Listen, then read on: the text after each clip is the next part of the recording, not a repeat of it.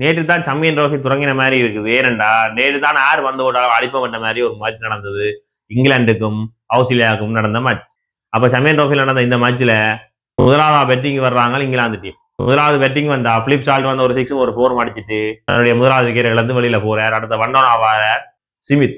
ஏண்டா சிமித்தை வண்டோனா இறக்கிறீங்கடா ஒரு வித்தியாசமான மூவா இருக்குது. பழமையா ரூட் இறக்கிறீங்களா தானே என்று கேட்டா இல்ல முதல் 2 விக்கெட்டும் அடிச்சு விளையாட்டும் அதுக்கு பிறகு ரூட் இறங்கி மேட்ச் போனா 2 விளையாட்டும் என்ற ஒரு மைண்ட் செட்டுக்கு வந்துட்டாங்க இங்கிலாந்து டீம். அப்ப வண்டோனா சிமித்துறாங்க. சிமித்தும் டக்காட்டும் சேர்ந்து ஒரு நல்ல ஒரு விளையாட்டு விளையாடி கொண்டிருந்தாங்க. நல்ல ஒரு விளையாட்டு விளையாடி கொண்டிருக்கீங்க. ஸ்மித் வந்து 13 போல்ல 15 ரன்ல அவுட் போட்டு வெளியில போக அடுத்ததாக களத்துக்கு வராரு நம்ம ஜோய் ரூட். ஜோய் ரூட்டும் பென் டக்காட்டும் சேர்ந்து நல்ல ஒரு விளையாட்டு விளையாடி கொண்டிருக்கீங்க. ஆஸ்திரேலியா அணி வந்து இருக்கிற எல்லா போராட்டையும் 4 போராட்டம் களமிறங்கினவன் அங்கால ஃபீல்டிங் செஞ்ச முழு பேருடையும் பந்தா கொடுத்து பார்க்க எல்லாரும் சேர்ந்து போட்டு பார்த்தும் ஜோய் ரூட்டையும் அவுட்படுத்த முடியல. பென் டக்காட்டையும் அவுட்படுத்த முடியல. ஜோய் ரூட் அது கொஞ்சம் நின்று விளையாடினான். பென் டக்காட் வந்து எந்த பக்கம் அடிக்காண்டு ஒரு அடியண்டு அடிச்சுட்டு இருந்தான். இப்படியே அடியன் அடிச்சு 200 ரன்னுக்கு 2 விக்கெட்லயே வச்சிருக்காங்க. அங்கால ஒரு 201 ரன் அடிச்சு வச்சிருக்கேங்க. ஜோய் ரூட் வந்து அவுட் போட்டு வெளியில போற. ஜோய் ரூட் வந்து அப்பேக்க 78 போல்ல 68 ரன் அடிச்சு வெளியில போற. சரியோ அடுத்ததா களத்துக்கு வராரு நம்மட ஹரிபுரூக். ஹரிபுரூக் வந்து அதிரடியா விளையாட பார்த்தா அவர் 3 ரன் அவுட் போட்டு வெளியில போறாரு. இதுக்கிடையில அங்கால பென் டக்காட் வந்து ஒரு செஞ்சரியை போட்டு நொறுக்கி கொண்டு இருக்கான். அவனுக்கு ஒரு சப்போர்ட்டை கொடுத்தா அவனை அடிப்பான்னு பார்த்தா அப்ப அடுத்ததா களத்துக்கு வராரு நம்மட பட்லர். பட்லரும் பென் டக்காட்டும் சேர்ந்து ஒரு காட்டி கொண்டிருக்கேக்க பட்லர் வந்து அவுட் பண்ற. 21 போல்ல 23 ரன் அடிச்சு ஒரு 6 ஒரு 4 அவுட் பண்ற. அதுக்கு அடுத்தது களத்துக்கு வராரு நம்மட லிவிங்ஸ்டன். அங்கால லிவிங்ஸ்டனும் 14 ரனுக்கு அவுட் பட. அதுக்கு அங்கால வந்து ஆச்சர் மட்டும் ஒரு 21 ரன் அடிச்சார். இதுக்கு இடையில ஓப்பனா இறங்கிற நம்மட பென் டக்கட் வந்து 47வது ஓவர் வரைக்கும் நின்று 143 போல்ல 165 ரன் அடிச்சிருக்கிறார். சாம்பியன் ட்ரோஃபி வரலாற்றிலேயே அதிக ரன் அடிச்ச ஒரு இன்னிங்ஸ்ல ஆள் இவர் தான் என்று சொல்லிக்கொண்டு இவற்ற உதவியோட 351 ரன் அடிக்குது வந்து தங்களோட இன்னிங்ஸ்ல இங்கிலாந்து. 352 பெரிய இலக்கை நோக்கி களமிறங்கின ஆஸ்திரேலியா டீம் வந்து இந்த மாதிரி தோத்துரும்.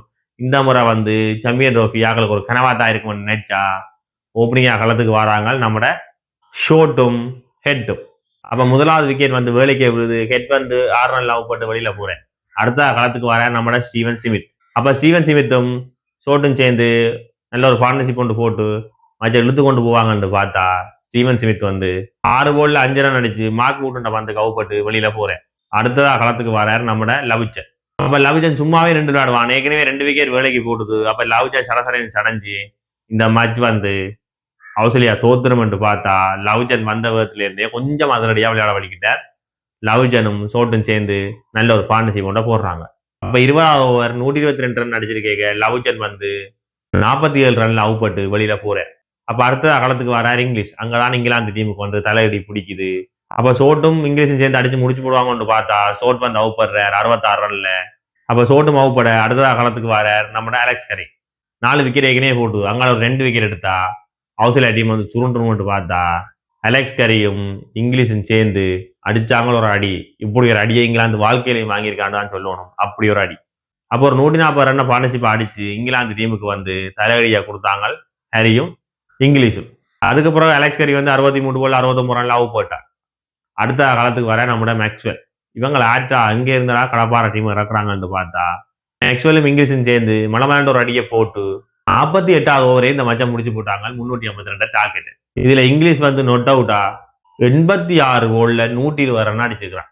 மேக்ஸ்வெல் வந்து 15 போல்ல 32 ரன் அடிச்சுக்கிறான். அது நொட் அவுட்டா. அங்கால போலிங் எடுத்து பார்த்தா இங்கிலாந்து என்ன முன்னாடி பாஸ் போல 2 பேருக்கு நல்ல அடி விழுந்திருக்கு. அது முக்கியமா ஆச்சர் வந்து 10 ஓவர் 82 ரன்னா கொடுத்துருக்கார். அங்கால மார்க்வுட் வந்து கிட்டத்தட்ட 10 ஓவர்ல 75 ரன் அவரும் கொடுத்துருக்கார். அப்ப மேன் ஆஃப் த மேட்ச் வந்து இங்கிலீஷுக்கு போகுது. 165 ரன் அடிச்ச நம்ம பென் டக்கட் வந்து தன்னுடைய இன்னிங்ஸ் வந்து அநியாய போனதை நினைச்சு கவலைப்பட்டு போயிருப்பாருன்னு சொல்லிக்கொண்டு அடுத்த வீடியோல வந்து நான் சந்திக்கிறேன். அது வரைக்கும் நன்றி, வணக்கம். சப்ஸ்கிரைப் பண்ணுங்க, மொபைல் பட்டன் அமைத்து வச்சுக்கொள்ளுங்க.